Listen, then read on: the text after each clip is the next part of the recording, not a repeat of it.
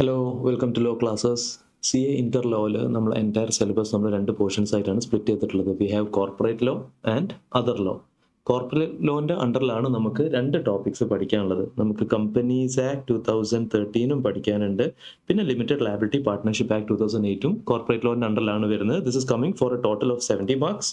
പിന്നെ other law നമുക്ക് 30 മാർക്സിന് നമുക്ക് 3 ടോപ്പിക്സ് ആണ്.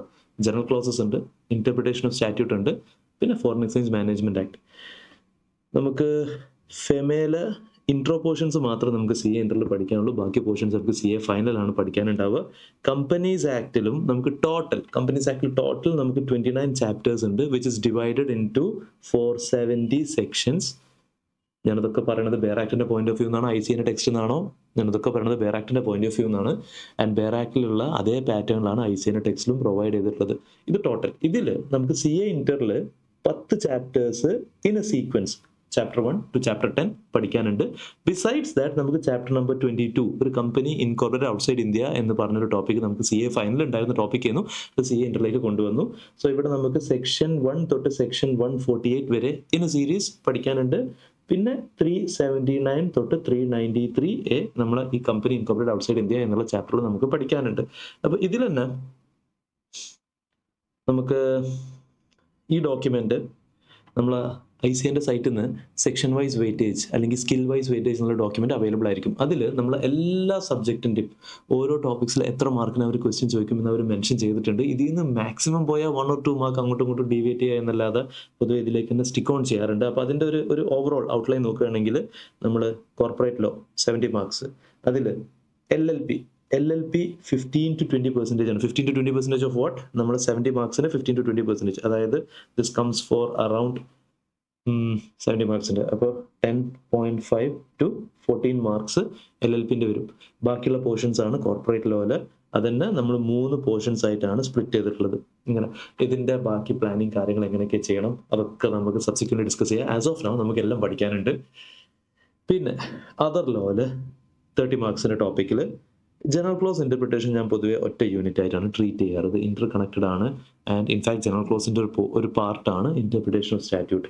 അപ്പോൾ ഇത് നമുക്ക് ഇത് രണ്ടും കൂടി ലൈക്ക് അറൌണ്ട് 60 to 70 മാർക്സിൻ്റെ ടോപ്പിക്ക് പെർസെൻറ്റേജ് അവിടെ നിന്നാണ് വരിക. So this is of 30 marks. 30 മാർക്സിൻ്റെ എന്ന് പറയുമ്പോൾ എത്ര വരെടാ? 18 to 21 മാർക്സ് അവിടെ നിന്ന് വരും. പിന്നെ ഫെമ അറൌണ്ട് 9 to 12 മാർക്സ്. ഇങ്ങനെയാണ് നമ്മൾ ഓവറോൾ വെയിറ്റേജ് ഉള്ളത്. വി നോ ദാറ്റ് നമ്മളെ പേപ്പറിൽ 70 മാർക്സിൻ്റെ ഡിസ്ക്രിപ്റ്റീവും 30 മാർക്സിൻ്റെ MCQ ആണ് ഉണ്ടാവുക.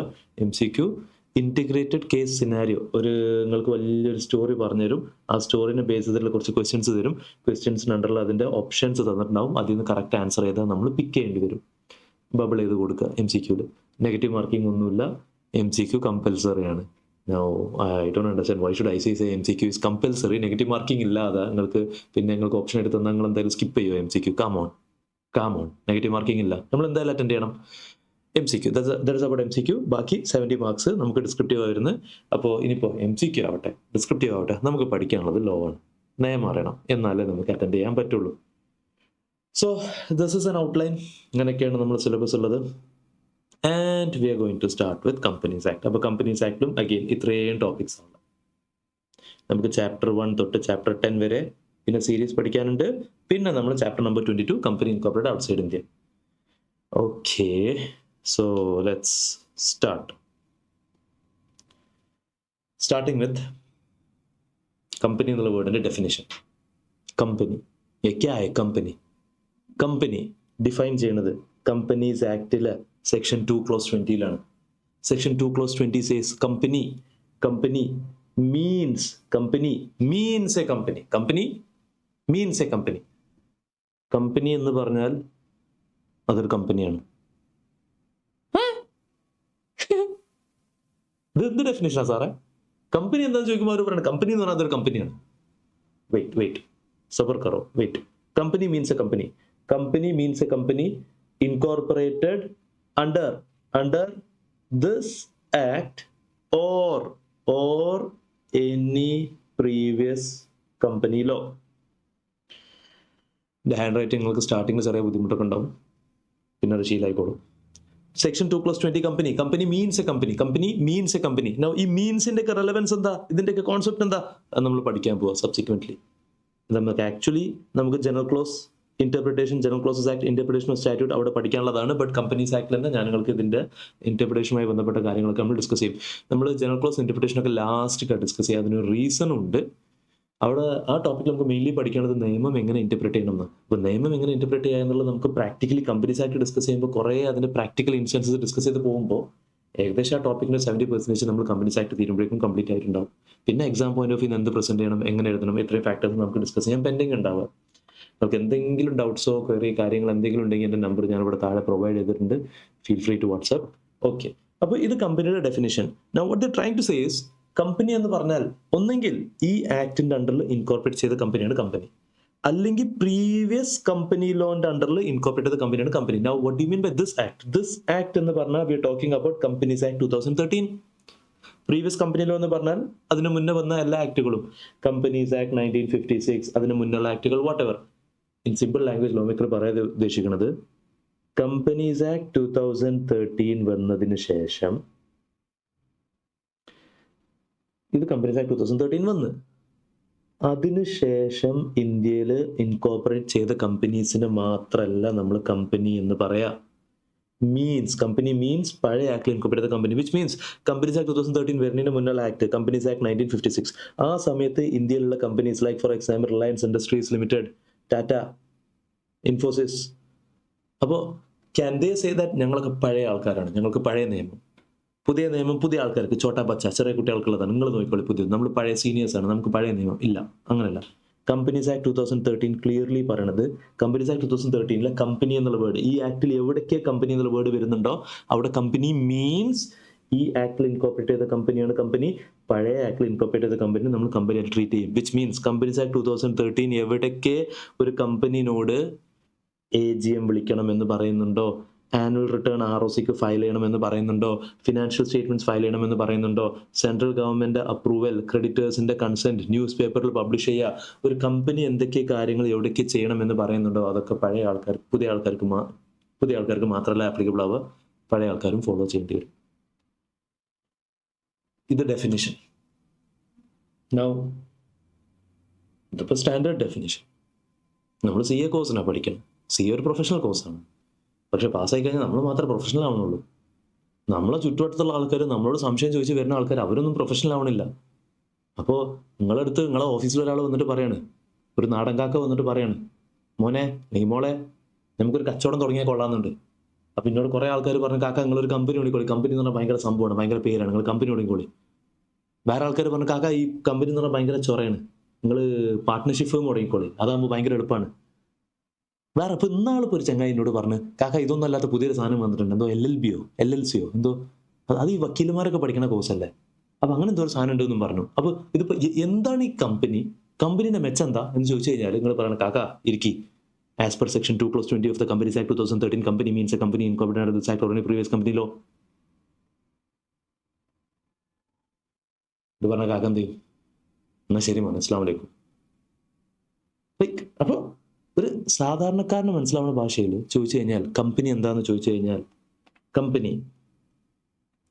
കമ്പനി എന്നുള്ള വേർഡ് ഡിറൈവ് ചെയ്തത് 2 ലാറ്റിൻ ടേമിൽ നിന്നാണ്. പാനിസ്. കം എന്നുള്ള വേർഡിന് മീനിങ് കം ടുഗദർ, ഒന്നിച്ചു വരാം. പാനിസ് എന്നുള്ള വേർഡിന് മീനിങ് ഫുഡിന് വേണ്ടിയിട്ട്. അപ്പോൾ ഭക്ഷണത്തിന് വേണ്ടിയിട്ട് ഒരു കൂട്ടം ആൾക്കാർ ഒന്നിച്ചു വരിക, ഓർ ഇൻ അതർ വേർഡ്സ് ഒരു അസോസിയേഷൻ ഓഫ് പേഴ്സൺ ഒരു കോമൺ ഒബ്ജക്റ്റീവിന് വേണ്ടി ഒന്നിച്ചു വരിക എന്നുള്ള 2 ലാറ്റിൻ ടേമിൽ നിന്നാണ് കമ്പനി എന്നുള്ള വേർഡ് ഡിറൈവ് ചെയ്തിട്ടുള്ളത്. Association of person, common objective. പക്ഷെ ഈ association of person, common objective എന്നുള്ളത് പാർട്ട്ണർഷിപ്പിന്റെയും ഫീച്ചേഴ്സ് ആണല്ലോ. അപ്പൊ പിന്നെ പാർട്ട്ണർഷിപ്പും കമ്പനി തമ്മിൽ ഡിഫറൻസ് എന്താ? പാർട്ട്ണർഷിപ്പ് എന്നുള്ള ഈ അസോസിയേഷൻ ഓഫ് പേഴ്സൺ കമ്പനീസ് ആക്ടിന്റെ അണ്ടറിൽ രജിസ്റ്റേർഡ് അല്ല, ഇൻകോർപ്പറേറ്റഡ് അല്ല. കമ്പനി എന്നുള്ള ഈ അസോസിയേഷൻ ഓഫ് പേഴ്സൺ നിങ്ങൾ കമ്പനീസ് ആക്ട് 2013 അണ്ടർ രജിസ്റ്റർ ചെയ്യുന്നതോടുകൂടി നിങ്ങൾക്ക് ഒരുപാട് ബെനിഫിറ്റ്സ് കിട്ടുന്നുണ്ട്. We call them features of company. In fact അത് തന്നെയാണ് കമ്പനി എന്നുള്ള അസോസിയേഷൻ ഓഫ് പേഴ്സണിന്റെ ബെനിഫിറ്റ്സും. എന്തൊക്കെയാണ് ബെനിഫിറ്റ്സ്? ഇതൊക്കെ കുട്ടികളുടെ ടോപ്പിക്കാണ്, ഫൗണ്ടേഷൻ ടോപ്പിക്സ് ആണ്. നമ്മൾ സിലബസിൽ നമുക്ക് പഠിക്കാനില്ല. ICA ചോദിക്കോ അറിയില്ല, ചോദിക്കാം. ചോദിച്ചു കഴിഞ്ഞാൽ എഴുതാൻ പറ്റണം. ഫീച്ചേഴ്സ് ഓഫ് കമ്പനി അല്ലെങ്കിൽ characteristics of company. V call dum separate legal entity, artificial person, limited liability, perpetual succession, common seal, transferability of shares, management separate from ownership. Separate legal entity. ये क्या है सेपरेट लीगल एंटिटी? ഒരു കൂട്ടം ആൾക്കാർ ഒന്നിച്ചു വന്നിട്ട് ഒരു കമ്പനി സ്റ്റാർട്ട് ചെയ്താൽ, ഒരു കൂട്ടം ആൾക്കാർ ഒന്നിച്ച് വന്നിട്ട് ഒരു കമ്പനി സ്റ്റാർട്ട് ചെയ്താൽ സെപ്പറേറ്റ് ലീഗൽ എൻറ്റിറ്റി എന്നുള്ള കോൺസെപ്റ്റ് പറയുന്നത് കമ്പനി വേറെ, ഇവർ വേറെ. കമ്പനി ചെയ്യണ കാര്യങ്ങൾക്ക് നിങ്ങൾക്ക് കമ്പനിയുടെ മെമ്പേഴ്സിനെ ലയബിൾ ആക്കാൻ പറ്റൂല. Separate legal entity. കമ്പനി വേറെ, ഓണേഴ്സ് വേറെ. ഇൻഫാക്ട് കമ്പനി ഒരു ആർട്ടിഫിഷ്യൽ പേഴ്സണും കൂടിയാണ്. വിച്ച് മീൻസ് ഒരു നാച്ചുറൽ പേഴ്സണിന് ചെയ്യാൻ പറ്റുന്ന പല കാര്യങ്ങളും ആർട്ടിഫിഷ്യൽ പേഴ്സണിന് ചെയ്യാൻ പറ്റും. ലൈക്ക് ഫോർ എക്സാമ്പിൾ, ഒരു നാച്ചുറൽ പേഴ്സണിന് വേണമെങ്കിൽ വേറൊരാളുമായിട്ട് കോൺട്രാക്ട് എൻ്റർ ചെയ്യാം. ആർട്ടിഫിഷ്യൽ പേഴ്സണായി കമ്പനിക്കും വേണമെങ്കിൽ വേറൊരാളുമായിട്ട് കോൺട്രാക്ട് എൻ്റർ ചെയ്യാം. നാച്ചുറൽ പേഴ്സണിന് വേണമെങ്കിൽ പ്രോപ്പർട്ടി വാങ്ങാൻ പറ്റും, വീട് വാങ്ങാൻ പറ്റും, ബിൽഡിംഗ് വാങ്ങാൻ പറ്റും, കാർ വാങ്ങാൻ പറ്റും. കമ്പനിക്ക് വേണമെങ്കിൽ സ്വന്തം പേരിൽ കോൺട്രാക്ട് എൻ്റർ ചെയ്യാൻ പറ്റും, പ്രോപ്പർട്ടി വാങ്ങാൻ പറ്റും, കേസ് ഫയൽ ചെയ്യാൻ പറ്റും. കമ്പനി ഒരു ആർട്ടിഫിഷ്യൽ പേഴ്സൺ ആണ്. അപ്പോൾ കമ്പനി ഒരു ആർട്ടിഫിഷ്യൽ പേഴ്സൺ ആകുമ്പോൾ ഈ ആർട്ടിഫിഷ്യൽ പേഴ്സൺ ആൾക്കാരുമായിട്ട് കോൺട്രാക്റ്റിൽ എൻ്റർ ചെയ്യുമ്പോൾ ഈ കോൺട്രാക്റ്റിൽ എൻ്റർ ചെയ്ത ഈ തേർഡ് പാർട്ടി അയാൾ സൈൻ ചെയ്യും. കമ്പനിക്ക് സൈൻ ചെയ്യാൻ പറ്റണ്ടേ? യെസ്, കമ്പനി സൈൻ ചെയ്യും. കമ്പനി എങ്ങനെ സൈൻ ചെയ്യും? കമ്പനിയുടെ സിഗ്നേച്ചറാണ് കമ്പനിയുടെ കോമൺ സീൽ. അപ്പോൾ ഈ കോമൺ സീൽ ആര് വെക്കും? സംഭവമൊക്കെ ശരിയാണ്, കമ്പനി ആർട്ടിഫിഷ്യൽ പേഴ്സൺ ആണ്. പക്ഷേ കമ്പനിക്ക് കയ്യും കാലൊന്നുമില്ലല്ലോ. Company is an artificial person, true. കമ്പനിക്ക് കയ്യും കാലുമില്ല. ആര് വെക്കും? ഇത് കമ്പനിയുടെ ബിഹാഫിൽ കമ്പനിയുടെ ഡയറക്ടേഴ്സ് വെക്കും. നമ്മൾ പഠിക്കാൻ പോകും ഡീറ്റെയിൽ ആയിട്ട്. ഇപ്പോൾ ജസ്റ്റ് ഒരു ഔട്ട്ലൈൻ പറയാണ്. അപ്പോൾ അത് കമ്പനിയുടെ ഓഫീസേഴ്സ് അവർ ആ കോമൺ സീലും വെക്കും, പ്ലസ് അവർ സൈനും ചെയ്യും. ഇപ്പോൾ ഫോർ എക്സാമ്പിൾ ഷാൻ ലുസ്മാൻ, who's a director of Zoo Limited എന്ന് പറയുന്ന കമ്പനിയുടെ ഡയറക്ടർ ഷാൻ ലുസ്മാൻ. ഞാൻ സൂ ലിമിറ്റഡ് ഒരാളുമായിട്ട് കോൺട്രാക്റ്റിൽ എൻ്റർ ചെയ്യുമ്പോൾ ഞാൻ സൂ ലിമിറ്റഡിന്റെ സീലും വെക്കും, ഞാൻ സൈനും ചെയ്യും. Zoo director of Zoo Limited. So makers like ഇതിൻ്റെയൊക്കെ എന്താ ആവശ്യമുള്ള? ഡ്യൂപ്ലിക്കേഷൻ അല്ലേ? ഐ മീൻ ഞാൻ തന്നെ കമ്പനിയുടെ സീലും എടുത്ത് വെക്കുക, ഞാൻ തന്നെ സൈനും ചെയ്യുക. ഞാൻ സൈൻ ചെയ്താൽ പോരെ?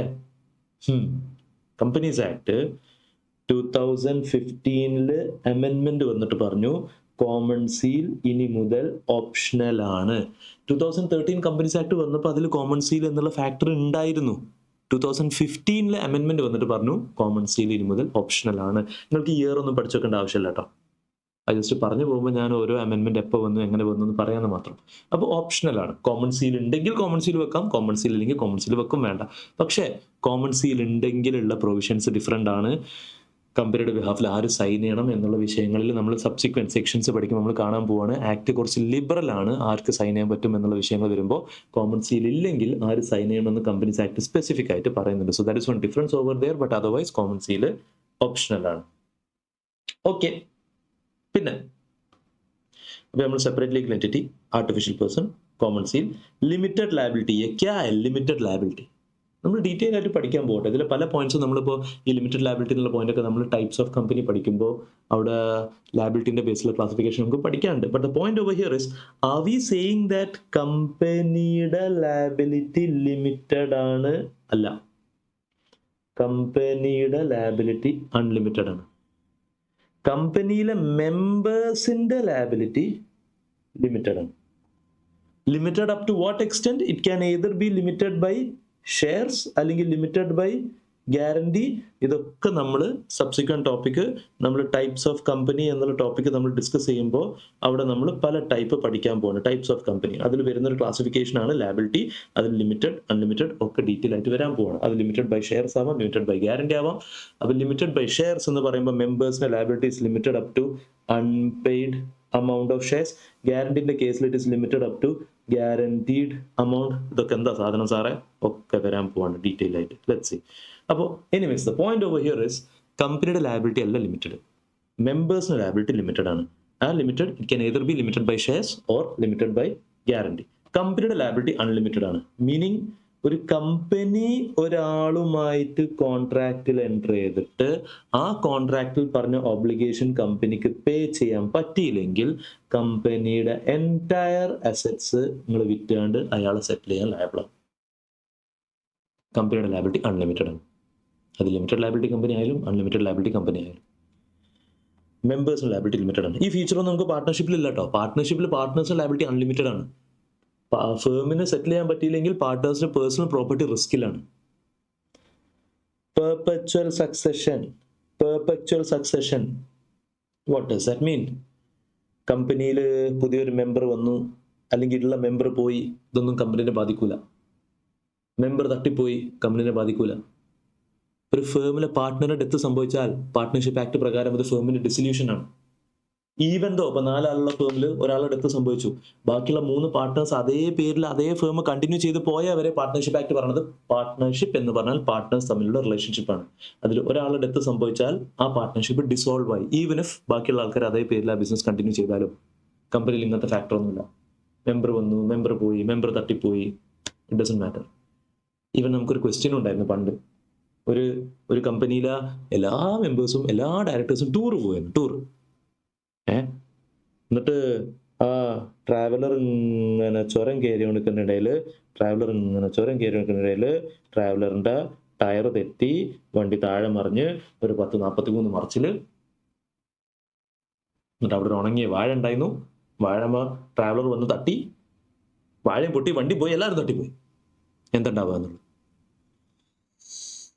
ചില സമയത്ത് ICAൻ്റെ എക്സാമ്പിൾസ് ഒക്കെ കാണുമ്പോൾ കുറച്ച് കൂടി പോയി എനിക്കെന്നെ തോന്നാറുണ്ട്. ചില സമയത്തൊക്കെ ഭയങ്കര സൈക്കോ എന്ന് പറഞ്ഞ പോലെ, sadist psycho. I feel sometimes like why are they doing that? നമ്മൾ ഫൗണ്ടേഷനിലൊക്കെ കോൺട്രാക്ട് ആക്ടിലെ കുറേ എക്സാമ്പിൾസ്. 2 ആൾക്കാർ പ്രേമത്തിലായിരുന്നു, അവർ കല്യാണം കഴിക്കാൻ ഉറപ്പിച്ച് നിൽക്കുന്നു. പെട്ടെന്നൊരു ചങ്ങായിക്ക് വട്ടായി, അൺസൗണ്ട്. അപ്പം എന്താ ഉണ്ടാവുക? ഒരു ഭയങ്കര ഫേമസ് ബിസിനസ് മാൻ ഉണ്ടായിരുന്നു, രാംലാൽ ബിർള. മൂപ്പര മോൾക്ക് ഗിഫ്റ്റായിട്ട് ഒരു വീട് കൊടുക്കാനുള്ള പ്ലാനിലായിരുന്നു. അപ്പോൾ നോ കൺസിഡറേഷൻ, നോ കോൺട്രാക്ടിന്റെ എക്സെപ്ഷൻസ് പറയുമ്പോൾ റിട്ടേണോ ആണ്, രജിസ്റ്റേർഡോ ആവണം. മൂപ്പര് വക്കീലുമായിട്ട് അത് രജിസ്റ്റർ ചെയ്യാൻ വേണ്ടി കാർ പോണ വഴിക്ക് കാറ് ആക്സിഡന്റ് ആയി, എല്ലാവരും തട്ടിപ്പോയി. വക്കീലും തട്ടിപ്പോയി, മൂപ്പരും തട്ടിപ്പോയി. ആ വക്കീലിന് എന്തിനാ കൊന്ന്? എക്സാമ്പിൾ മുന്നോട്ട് പോകണമെങ്കിൽ മൂപ്പര് മാത്രം തട്ടിപ്പോയാലും കാര്യങ്ങൾ മുന്നോട്ട് പോകും. ഇല്ല, അങ്ങനല്ല, വക്കീലും തട്ടിപ്പോയി. ഒരാള് ആനന അമ്പലത്തിൽ ഒരു ഡൊണേറ്റ് ചെയ്യാൻ നിൽക്കുന്നു എന്നുള്ളത്. ആന തട്ടിപ്പോയി. ഭയങ്കര ടാലന്റഡ് ആയിട്ടുള്ള ഒരു പെയിന്റർ, ആർട്ടിസ്റ്റ്. മൂപ്പര് 2 കൈയും പാരലൈസ്ഡ് ആയി. Like what? നല്ല മനുഷ്യന്മാരെ ജീവിക്കാൻ സമ്മതിക്കൂല. Sadist examples, what ever. അപ്പോൾ നമ്മളെ കമ്പനിയിലെ എല്ലാ മെമ്പേഴ്സും എല്ലാ ഡയറക്ടേഴ്സും ട്രിപ്പ് പോയിരുന്നു. ആക്സിഡന്റ് ആയി, എല്ലാവരും തട്ടിപ്പോയി. എന്തുണ്ടാവുക എന്നുള്ളത് ഐ ഡോണ്ട് അണ്ടർസ്റ്റാൻഡ്. ലോജിക്കലി എവിടെ ഒരു ട്രിപ്പ് അനൗൺസ് ചെയ്ത് കഴിഞ്ഞാലും അറ്റ്ലീസ്റ്റ് ഒരാളെങ്കിലും ബാക്കൗട്ട് ചെയ്യും, എന്തെങ്കിലും കാരണം പറഞ്ഞിട്ട് ഞാനില്ല. ഇത് അങ്ങനല്ല, അതെല്ലാവരും കൂടിയാണ് പോയി, എല്ലാവരും തട്ടിപ്പോയി. എന്തുണ്ടാവുക? Perpetual succession. കമ്പനി കണ്ടിന്യൂ ചെയ്യും. So now the question is, company എങ്ങനെ കണ്ടിന്യൂ ചെയ്യും? ആര് റൺ ചെയ്യും? കമ്പനിയിൽ നമുക്കൊരു ഫീച്ചർ ഉണ്ട്, which is known as transferability of shares. Transferability of shares എന്ന് പറഞ്ഞാൽ കമ്പനിയിലെ ഒരു മെമ്പറിന് വേണമെങ്കിൽ അയാളെ ഷെയർസ് വേറെ ആൾക്ക് ട്രാൻസ്ഫർ ചെയ്ത് കൊടുക്കാൻ പറ്റും. ഇത് നമ്മൾ പഠിക്കാൻ പോവാം സെക്ഷൻ 56 ട്രാൻസ്ഫറിനെ പറ്റി. ഇതേപോലെ ഇത് ഇപ്പോൾ ഒരാളെ ഡെത്ത് സംഭവിച്ചാൽ കോൺട്രാക്ട് ആക്ടിലെ സക്സഷൻ, അയാളുടെ അസറ്റ്സും അയാളുടെ ലയബിലിറ്റീസും ലീഗൽ ഹെയർസും ട്രാൻസ്ഫേർഡ് ആവും. ഇയാളുടെ അസറ്റ്സിൽ പെട്ടതാണ്, ഇയാൾക്കൊരു കമ്പനിയിൽ ഷെയർ ഉണ്ടെങ്കിൽ ആ ഷെയറും ട്രാൻസ്ഫേർഡ് ആവും. അതോടുകൂടി ഇയാൾ മെമ്പർ ആവും. ഈവൻ ഇഫ് ഒരു കമ്പനിയിൽ എല്ലാ മെമ്പേഴ്സ് തട്ടിപ്പോയാലും അവരൊക്കെ ലീഗൽ ഹെയർസ് മെമ്പേഴ്സ് ആയി വരും. കമ്പനി കണ്ടിന്യൂ ചെയ്യും. This is not going to affect the company. ഈ കോൺസെപ്റ്റ് ഒന്നും നമുക്ക് പാർട്ട്ണർഷിപ്പിലുള്ള, there is no concept of transferability of shares. ഞാൻ പാർട്ട്ണർ ആയിട്ടുള്ള ഒരു ഫേമിൽ ഞാൻ പറയാണ്, ഞാൻ നാളെ മുതൽ എൻ്റെ മോന് വരും, പാർട്ട്ണർഷിപ്പ് മാനേജ് ചെയ്യാൻ പറ്റൂല. പാർട്ട്ണർഷിപ്പിൽ നമുക്ക് ഒരാൾ ചേർക്കണമെങ്കിൽ ബാക്കി എല്ലാ പാർട്ട്നേഴ്സിനും കൺസെന്റ് വേണം. കമ്പനിയിൽ അങ്ങനത്തെ ഫാക്ടേഴ്സ് ഒന്നുമില്ല, നോ പ്രോബ്ലം. സോ ഈ ട്രാൻസ്ഫറബിലിറ്റി ഓഫ് ഷെയർസ് എന്നുള്ള ഫീച്ചർ ഉള്ളത് കൊണ്ട് തന്നെ പെർപെച്വൽ സക്സഷൻ എന്നുള്ള കോൺസെപ്റ്റ് വർക്ക് ചെയ്യും. ഈവൻ ഇഫ് എല്ലാ മെമ്പേഴ്സ് ഡെത്ത് സംഭവിച്ചാലും കമ്പനി കണ്ടിന്യൂ ചെയ്യും. ചില സമയത്ത് ഞാൻ ആലോചിക്കാറുണ്ട്, ഭാഗ്യം ICAയിലെ ക്വസ്റ്റ്യൻ പേപ്പർ സെറ്റ് ചെയ്യുന്ന ആള് കമ്പനി പോയ ട്രിപ്പ് ഫാമിലി ടൂർ ആയിരുന്നു എന്ന് പറയാൻ. ഫാമിലി ടൂർ എല്ലാവരും കുട്ടികളെയും കൊണ്ടുപോയി, ഒരു ലീഗൽ എയർ എല്ലാവരും തട്ടിപ്പോയി. അപ്പം എന്തുണ്ടാവുക, നമ്മൾ പഠിക്കാൻ പോവാണ് CA interview. Let's see. Management separate from ownership. Now this point is different from നമ്മൾ പറഞ്ഞ separate legal entity. Separate legal entity എന്നുള്ള കോൺസെപ്റ്റ് പറഞ്ഞിരുന്നത് ഒരു ഗ്രൂപ്പ്, ഒരു അസോസിയേഷൻ, അവരൊരു കമ്പനി സ്റ്റാർട്ട് ചെയ്താൽ അവർ വേറെ, കമ്പനി വേറെ എന്നാണ് സെപ്പറേറ്റ് ലീഗൽ എൻറ്റിറ്റി പറഞ്ഞത്. മാനേജ്മെന്റ് സെപ്പറേറ്റ് ഫ്രം ഓണർഷിപ്പ് എന്നുള്ള കോൺസെപ്റ്റ് പറയുന്നത് ഈ അസോസിയേഷൻ ഓഫ് പേഴ്സണിന്റെ കൂട്ടത്തിൽ തന്നെ നമ്മൾ 2 സ്പ്ലിറ്റ് കൊണ്ടുവരാൻ പോവാണ്. മാനേജ്മെന്റ് ഒരു ടീമിന്റെ കയ്യിലാണ്, ഓണർഷിപ്പ് വേറെ ടീമിന്റെ കയ്യിലാണ്. Management separate from ownership. ഒരു കമ്പനിയിൽ ഓണർഷിപ്പ് ആരുടെ കയ്യിലാണ്, കമ്പനിയുടെ ഓണേഴ്സ് ആരാ എന്ന് ചോദിച്ചു കഴിഞ്ഞാൽ ഷെയർ ഹോൾഡേഴ്സ് ആണ് കമ്പനിയിലെ owners. We call them members. എന്നാൽ മാനേജ്മെന്റ് ആരുടെ കയ്യിലാന്ന് ചോദിച്ചു കഴിഞ്ഞാൽ ബോർഡ് ഓഫ് ഡയറക്ടേഴ്സ്, കമ്പനിയിലെ directors. Which means even if നിങ്ങൾ എൻ്റെ കമ്പനിയിൽ ഇൻവെസ്റ്റ് ചെയ്ത് കഴിഞ്ഞാലും നിങ്ങൾക്ക് ഡേ ടു ഡേ മാനേജ്മെന്റ് ഇടപെടാനുള്ള റൈറ്റ് ഇല്ല. അപ്പോൾ മാനേജ്മെന്റ് ആരാ ചെയ്യുക, അത് നിങ്ങൾ സെലക്ട് ചെയ്യുന്ന ആൾക്കാർ. ഷെയർ ഹോൾഡേഴ്സ് മീറ്റിംഗിൽ തീരുമാനിക്കും ആരൊക്കെ ഡയറക്ടേഴ്സ് ആവണം. ആ ഡയറക്ടേഴ്സിന്റെ കയ്യിലാണ് മാനേജ്മെന്റ് ഉണ്ടാവും. This concept is not there in the case of partnership. Partnership act പ്രകാരം എല്ലാ പാർട്ട്നേഴ്സിനും മാനേജ്മെന്റ് ഇടപെടാനുള്ള റൈറ്റ് ഉണ്ട്. കമ്പനിയിൽ അങ്ങനെയല്ല. കമ്പനിയിൽ മാനേജ്മെന്റ് ഡയറക്ടേഴ്സിന്റെ കയ്യിലാണ്, ഓണർഷിപ്പ് ഷെയർ ഹോൾഡേഴ്സിന്റെ കയ്യിലാണ്. Management separate from ownership. ഇതിൻ്റെയൊക്കെ ബാക്കി ഡീറ്റെയിൽഡ് വർക്കിംഗ് നമ്മൾ സബ്സിക്വൻ്റ്ലി പ്രൊസീഡ് ചെയ്യുമ്പോൾ നമ്മൾ കാണാൻ പോവാണ്. സോ ബൈ നൗ ഒരു ബേസിക് ഐഡിയ നിങ്ങൾക്ക് പറഞ്ഞുതരാനുള്ളത്, കമ്പനി എന്നുള്ള ഈ ആർട്ടിഫിഷ്യൽ പേഴ്സൺ റൺ ചെയ്യണ 4 ഫാക്ടേഴ്സ് ഉണ്ട്. ആ കമ്പനിയുടെ 2 important documents, MOA, AOA, memorandum of association, articles of association. പിന്നെ നമ്മൾ 2 group of people company run ചെയ്യണം. ഒന്ന് ബോർഡ് ഓഫ് ഡയറക്ടേഴ്സ്, മറ്റേത് ഷെയർ ഹോൾഡേഴ്സ്. ഇവരാണ് കമ്പനിയുടെ ഫംഗ്ഷനിങ് തീരുമാനിക്കുക. MOAയിൽ കമ്പനിക്ക് എന്തൊക്കെ ചെയ്യാൻ പറ്റും എന്ന് എഴുതിയിട്ടുണ്ടാവും. AOAയിൽ അത് എങ്ങനെ ചെയ്യണം എന്നുള്ള ഡീറ്റെയിൽ പ്രൊസീജിയേഴ്സ് ഉണ്ടാവും. ഡയറക്ടേഴ്സിൻ്റെ കയ്യിലാണ് മാനേജ്മെന്റ് ഉള്ളത്, ഇവരുടെ കയ്യിലാണ് ഓണർഷിപ്പ് ഉള്ളത്. ഈ ഡയറക്ടേഴ്സ് അവരെ മീറ്റിംഗ് വിളിക്കും, which is known as board meeting. Share holders അവരെ മീറ്റിംഗ് വിളിക്കും, which is known as general meeting. And MOA, AOA ഇതൊക്കെ നമ്മൾ സബ്സിക്വൻ്റ്ലി ഡീറ്റെയിൽ ആയിട്ട് MOA നമ്മൾ സെക്ഷൻ 4 പഠിക്കും, AOA നമ്മൾ സെക്ഷൻ 5 പഠിക്കും. നമ്മൾ സെക്കൻഡ് ചാപ്റ്ററിൽ ഡയറക്ടേഴ്സിന്റെ പ്രൊവിഷൻസ് ഒക്കെ നമുക്ക് CA ഫൈനലാണ് പഠിക്കാനുള്ളത്. ഇവിടെ ജസ്റ്റ് ബ്രീഫ്ലി നമ്മൾ അവിടെ ഇവിടെയൊക്കെ കുറച്ച് കാര്യങ്ങളൊക്കെ പറഞ്ഞു പോകും.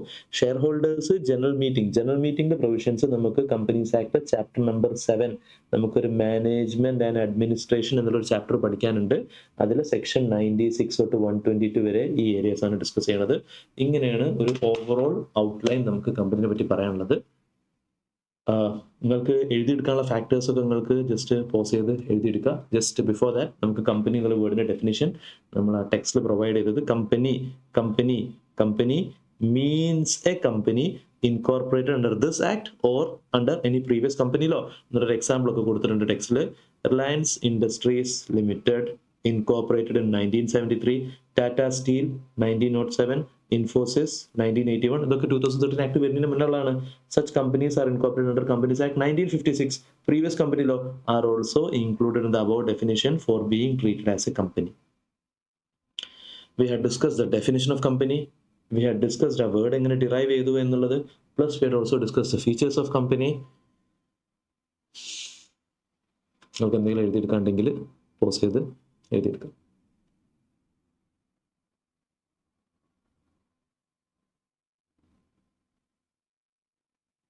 ഞാൻ ജസ്റ്റ് ഓരോ ഏരിയാസ് അങ്ങനെ സ്ക്രോൾ ചെയ്ത് ഓരോ സ്ഥലത്തേക്ക് അങ്ങനെ കൊണ്ടുപോകാം. ബാക്കി ഇനി ഡീറ്റെയിൽ ആയിട്ട് 1 by 1 നമ്മൾ വരാൻ പോവാണ് ടോപ്പിക്സ്.